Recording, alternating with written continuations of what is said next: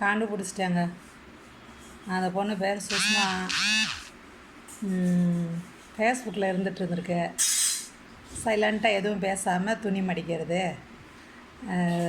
இது என்ன நைட்டியை வரிஞ்சு கட்டிக்கிட்டு ஏதாவது ஒரு வேலை பார்க்குறது அப்படின்னு கால்களையும் மார்பகங்களையும் அப்படி அப்படி காட்டிக்கிட்டு அமைதியாக இருக்கிறது அந்த பொண்ணோட வேலை. நீங்கள் சொல்லி விட்டு கால் பார்க்குறது உங்களோட வேலை. எனக்கு ஃபஸ்ட்டு அந்த பொண்ணை திட்டணுந்தோடனே ஒரு வீடியோ ரெடி பண்ணியிருந்தேன். அதுக்கப்புறம் அந்த பொண்ணு யாருன்னு பார்ப்போம் தான் தேடினா ஃபேஸ்புக்கில் ஏற்கனவே இருக்குது. இதில் அது பேர் என்ன, யூடியூப்பில் 2022 வந்திருக்கு. எப்படி எல்லாருக்கும் தெரிஞ்சிருச்சு யூடியூப்பில் நம்ம போனோம்னா நமக்கு ரெவென்யூ நிறையா கிடைக்கும் அப்படின்றது. இன்ஸ்டாகிராமில் வேறு மாதிரி உலகம், அது ரொம்ப பணக்காரங்க நிறைஞ்ச உலகமெல்லாம் ஒரு கலர்ஃபுல்லான உலகமா.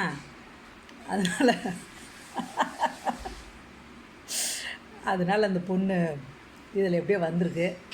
எனக்கு தெரிஞ்ச அந்த பொண்ணு பேர் சுஷ்மா கிடையாது, அதுக்கு குழந்தைகள் இருக்குது நல்லா தெரியுது. அதுங்க பேர் தான் சுஷ்மாவாக இருக்கும். அநேகமாக அந்த பொண்ணுக்கு கணவன் இல்லை அப்படின்னு நினைக்கிறேன். வாழா வெட்டியா இல்லை விதவியா நமக்கு சரியாக தெரியலை. ஆனால் அந்த வீடு நல்லா பெரிய வீடாக இருக்குது. வீட்டில் வேறு யாருமே இருக்கிற மாதிரி தெரில. குழந்தைங்களும் அந்த பொண்ணு மட்டும்தான் இருக்கிற மாதிரியே தெரியுது. நைட்டு 12 மணிக்கு வாசலுக்கு வெளியே வந்து லைவ் போடுது. அப்போ என்ன செய்யுது, அந்நேரம் தலையை அவுத்து பின்ன ஆரம்பிச்சிருது. மொத்தத்தில் அது வடநாட்டு சேனலை பார்த்துட்டு நம்மளும் இதே மாதிரி செய்வோண்டான்னு முடிவு பண்ணிடுச்சு. இங்கே இனிமேல் நான் திட்ட மாட்டேன். இல்லத்தரசிகளுக்கு பகுதி நேர வேலை கிடைத்து விட்டது. எல்லோரும் இதே மாதிரியே கிளம்பிடுங்க. தமிழ்நாட்டு பெண்களாக, அந்த பொண்ணு தமிழ் பொண்ணு தான், தமிழ்நாட்டு பெண்களாக எல்லோரும் இதே மாதிரி கிளம்பிடுங்க. உங்கள் கெண்டைக்கால் தெரிஞ்சாலே போதும், சும்மா நீங்கள் கேமராவை பார்த்துட்டு இருந்தாலே போதும், அதுக்கு ஜொல்லு அடித்து ஒரு கூட்டம் அழைத்து ஓகே. எல்லாருக்கும் வந்து ஒர்க் ஃப்ரம் ஹோம் கிடச்சிருச்சு. தயவுசெய்து எல்லோரும் இதை ஃபாலோ பண்ணுங்கள். பார்க்குறதுக்கு ரெடியாக இருக்கானுங்க. எத்தனை பொம்பளையில் பார்த்தாலுமே நிறையாதவனுங்களுக்கு. அதனால் தமிழ்நாட்டு பெண்களுக்கு இந்த மாதிரி ஒரு வேலை இருக்குதுன்னு பார்த்துக்கோங்க. போதும், நீங்கள் டான்ஸ் ஆடி எல்லாரையும் சந்தோஷப்படுத்தினா போதும். தமிழ்நாட்டு பெண்களே, நீங்கள் டான்ஸ் ஆடி பரவசப்படுத்துனதுலாம் போதும், கஷ்டமே பட தேவையில்லை. ஒரு நைட்டியை மாட்டிக்கிட்டு நீங்கள் வீட்டில் பாத்திரம் கழுவுறது, துணி துவைக்கிறது, இடுப்பு மடிப்பு தெரியுமா, அப்புறம் கொஞ்சம் இங்கிட்டு தெரியுமா, அப்புறம் கொஞ்சம் காலை கொஞ்சம் லைட்டாக அப்படி நல்லா வரிஞ்சு கட்டிக்கிட்டு, இப்போல்லாம் பார்த்திங்கன்னா விவசாய வேலையை காட்டுறேன்ட்டு அங்கே பொண்ணுங்க நல்லா பெரிய பெண்களாக சின்ன பெண்களாக அப்படியே சொருகிக்கிறாங்க. பாவடையை கொண்டாந்து இடுப்பில் சொருகிக்கிறாங்க. அப்போ முட்டிக்காலுக்கு மேலே தொட வரைக்கும் தெரியுமா. அதை மெனக்கட்டு ஏதோ நாங்கள் வயலில் வேலை பார்க்கறது போடுறோன்னு அவங்கள ஏமாற்றி வீடியோ எடுத்து போட்டுக்கிட்டு இருக்கானுங்க. மொத்தத்தில் இப்போ வந்து சினிமான்றதே வந்து மனிதனோட இச்சைக்காண்டி உள்ளது தான்.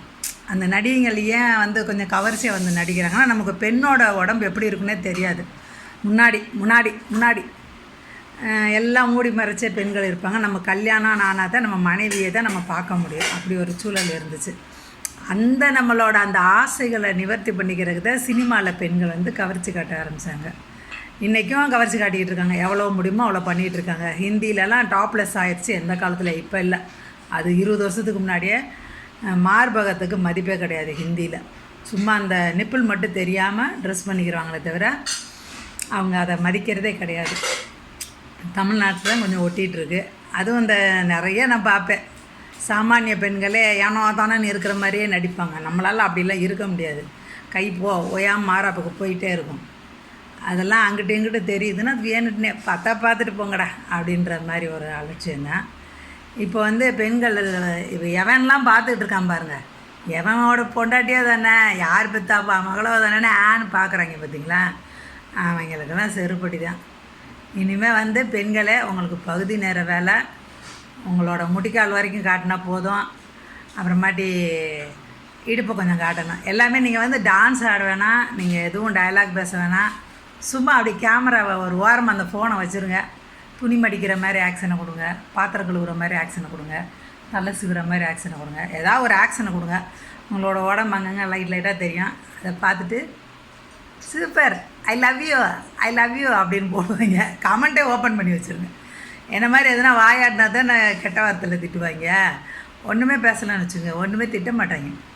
சூப்பராக இருக்க, நல்லா இருக்க, லவ் யூ, சூப்பரு அப்படின்ட்டு உட்காந்துருப்பீங்க. நமக்கு நோட்டு சேரும் கஷ்டப்படாமல். நம்ம சம்பாதிக்க ஆரம்பிச்சிட்டோன்னா நமக்கு தைரியம் வந்துடும். சரிங்களா? அதனால் ஃபாலோ பண்ணுங்கள். இந்த பொண்ணை எல்லாருமே ஃபாலோ பண்ணுங்கள். தேங்க்யூ. நான் நினச்சேன், இந்த பொண்ணுக்கே இப்படி சொல்லு ஓடிக்கிறாங்களே, நம்மலாம் இந்த மாதிரி வேலையெல்லாம் பண்ணிகிட்டு இருந்தோம்னா நமக்கு தேவையில்லை. இப்போ அதுக்காகலாம் வரல. இப்போ நான் காலை காட்டினதே மிதிக்கணும் போல் இருக்குது எனக்கு.